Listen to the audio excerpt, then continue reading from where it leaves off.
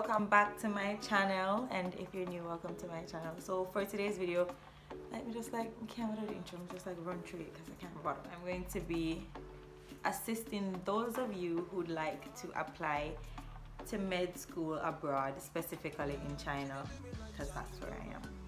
So let's just get right into that. Hopefully you guys can take something away from this.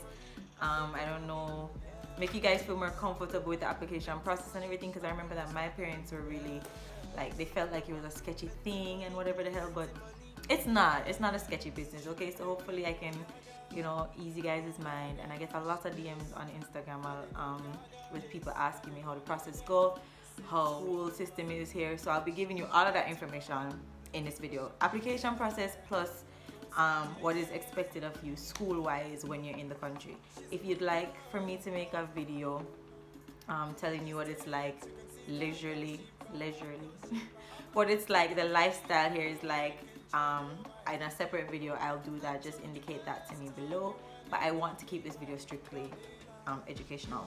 So let's get started. Okay, so first of all, you want to go to med school and you decide that you want to apply for a Chinese medical school because it's more affordable or because it sounds exotic or whatever the reason might be. So first you can go on Google and search. I'm gonna be looking down because I have my notes down here. You can go on Google, search for Worlinadmission. Okay, just type that in on Google. I'll put the name here and in the description box. After you see that, you're going to see Worlin Education China, right? After you see Worlin Education China, you just click on that link and it will send you straight to China. It will have China medical universities on it. I think, babe, a list of Chinese medical universities will be there that you can scan through and you can read on their you know, requirements and stuff like that. But say you choose Anhui Medical University, you click that, then you click application or registration. No, you click registration application, right? And then afterwards you click student application. That's the blue link, student application. After you go in there, that's the portal where you sign up your name. You just put everything there. That is just step one. The portal is now open, so as I'm speaking right now, you guys can go on the site right now and, you know, it's there. You can apply for it. Also, the requirements that I know of are at least 4 CAPE level 2, 1 and 2 subjects, including chemistry, physics, or math, I think, I'm not sure, biology, and that's it. Chemistry, physics, biology. Yeah, 3. So, oh yeah, and you have com studies and Caribbean studies or whatever the hell, but I don't think those are requirements. But yeah, at least that in both levels, CAPE levels 1 and 2. So if you're doing CSEC, this is not for you, okay? Just CAPE level students, and you have to obviously pass them. Then after you send in your application, you wait, and I think you'll get a I applied to the school 4 years ago, guys, so bear with me. I think you should get an email confirming your application. I'm not entirely sure. That is not necessarily a must. I'm not sure. But once you apply on the site, you're good. Anyways, fast forward now to being accepted. So you possibly will be communicating with this lady called Karen Young. I'm not entirely sure if that will be the person you'll be communicating with, but I think that was the person I was communicating with. And after you get your acceptance email, I think there'll be an attachment of your acceptance letter in there. I think you should sign it virtually and send it back to her.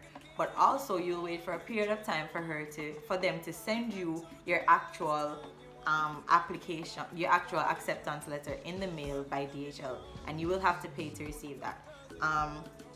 So yeah, after you get that letter, that application letter, that's what you'll use to get your visa at the Chinese embassy, which is located 8 Seaview Avenue, Kingston, Jamaica. It's open on Mondays, Wednesdays, and Fridays from 9:30 to 11:30. Okay, it's not, it's not always open. I'll put their contact and their address also in the description box, or maybe up here, I don't know, in the description box. Everything will be in the description box though. So yeah, after you get your application letter, that's when you go online and you print off the visa application form. You sign that visa application form and you take that form with you to the Chinese embassy and sign up your paperwork. They'll give you a date as to when to come back, or you can pay to get it earlier. I had to do that because I think I wanted mine early because I was leaving the country at some point. So yeah, you can pay to receive it at an earlier date, and that is it for the application process. From there on, you communicate with Karen Young, and when you buy your ticket, obviously you go on the whatever site you feel comfortable with and you purchase a ticket. I purchased my ticket from Jamaica to New York, from New York to China, right? Because I stopped in New York for some time. So that was the way I went. You can go through all different types of countries or whatever, but that's the route I took. And you will let the person know, the person you're communicating with from the school, know the date that you will be landing in China. You can send them your itinerary and they will arrange for someone to come and pick you up. When they come and pick you up, they'll take you back to the school and you will be assigned a room. You can possibly choose your own roommate if you feel comfortable with someone that you know, because when I was coming here, I came here with a lot of friends, so from my old school, so I already knew who I wanted my roommate to be, and we ended up being roommates because I yanked the key because there was only one more room left that had 2 free spaces, and I hurried up and I grabbed it so me and my roommate could live together. You can either do that, or sometimes they room you with someone who's already been at the school and only has a space for another person, or they put you in with just a random person in your year group. So to prevent that, if you feel more comfortable, stick with a partner and just say, okay, I want this person to be my roommate, and you guys can just room together. It's as simple as that. After you get your rooms, you're basically home free then and there. So that's where living is concerned. I'm not going to go in detail with living. Like I said before, I'm just going to talk about the educational aspect of it all. So school-wise now, you start the semester later than everybody else, which is like late September. You start your semester more than likely in October because they expect you to get everything together by then. You're expected to go, you more than likely will have 2 classes a day. Not every day. Some day you have 1 class, some day you might not have a class, possibly not have a class, not sure. Depends on how your schedule is. You're expected to go to all of your classes.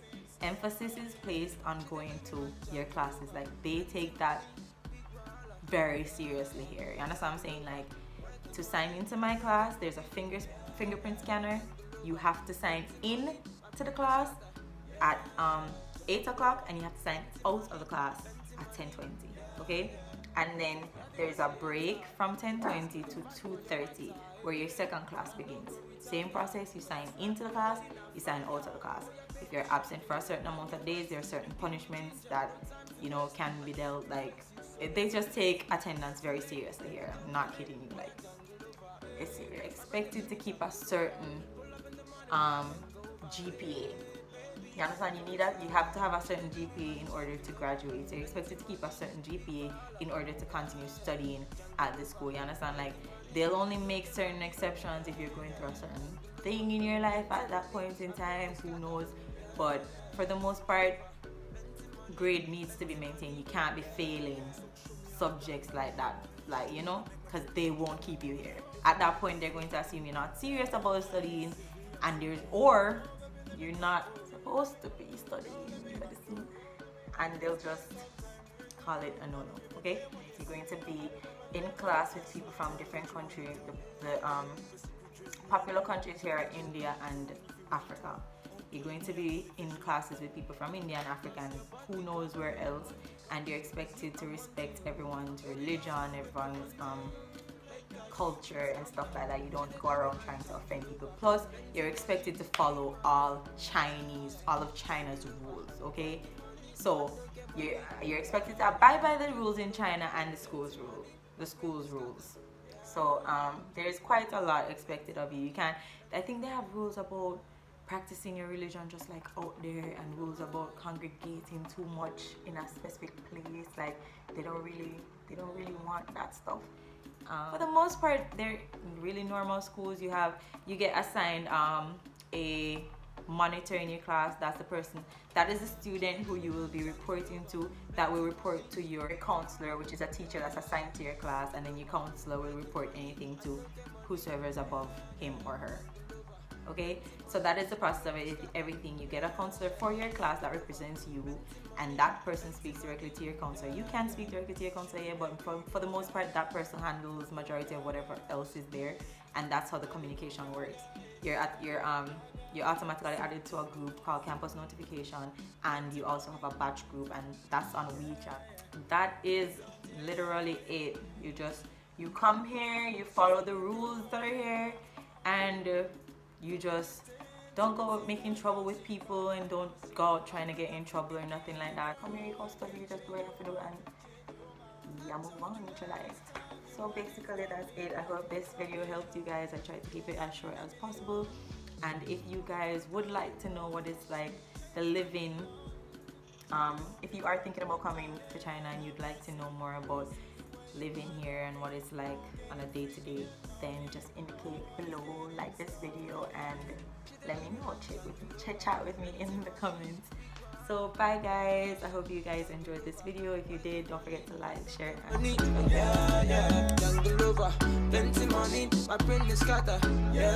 subscribe.